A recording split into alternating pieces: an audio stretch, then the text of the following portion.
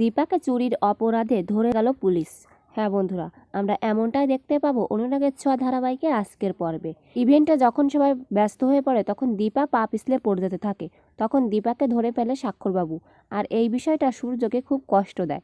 এরপর দীপাকে সরাসরি না বলে একটা কাগজে লিখে দেয় যে এই সময় আইস প্যাক খুব কাজে দেয়। বুঝতে পারে দীপা যে এটা সূর্যের কাজ। অন্যদিকে রূপার সঙ্গে কথা বলতে যায় সূর্য, কিন্তু রূপা বলে আমাকে আপনি কোথাও শান্তিতে থাকতে দিবেন না।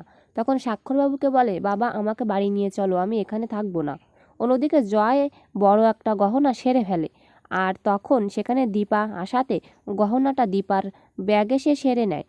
একটু পর পুলিশ আসে আর সূর্যকে জানায় যে এখানে সবচেয়ে বড় গহনাটি হারিয়ে গেছে, তাই সবাইকে চেক আপ করা হবে। সবাইকে চেক করার পর দীপার ব্যাগ থেকে গহনাটি পাওয়া যায়। দীপা বুঝতে পারে না যে এগুলোর দায়িত্বে ছিল জয়, কিন্তু কি করে দীপার ব্যাগে এগুলো আসলো। জয় এটা বুঝে শুনে করতে চায়নি, যাতে সে দীপার হাতে ধরা পড়ে না যায়, এজন্য সে সারতে চেয়েছিল গহনাটি। তখনই আস্তে আস্তে জয় বলে সরি বৌদি ভাই, আমি এটা জেনে শুনে করতে চাইনি। এরপর পুলিশ কোনো কিছু না বলে দীপাকে নিয়ে চলে যেতে থাকে। সূর্য সহ বাড়ির সবাই বলতে থাকে দীপা এমন কাজ করতে পারে না, ওকে ছেড়ে দিন। কিন্তু পুলিশ বলে আপনাদের যা বলার কোর্টে গিয়ে বলবেন। এটা বলে দীপাকে নিয়ে চলে যায়। দীপা বারবার চিৎকার করে বলতে থাকে আমি চুরি করিনি ডাক্তারবাবু। সূর্য বলে আমি জানি দীপা তুমি এমন কাজটা করতে পারো না। এটা বললে পুলিশের গাড়ির পেছন পেছন দৌড়াতে থাকে সূর্য। দৌড়াতে দৌড়াতে মাটিতে পড়ে যায় আর কান্না করতে থাকে, কি করবে এখন সে।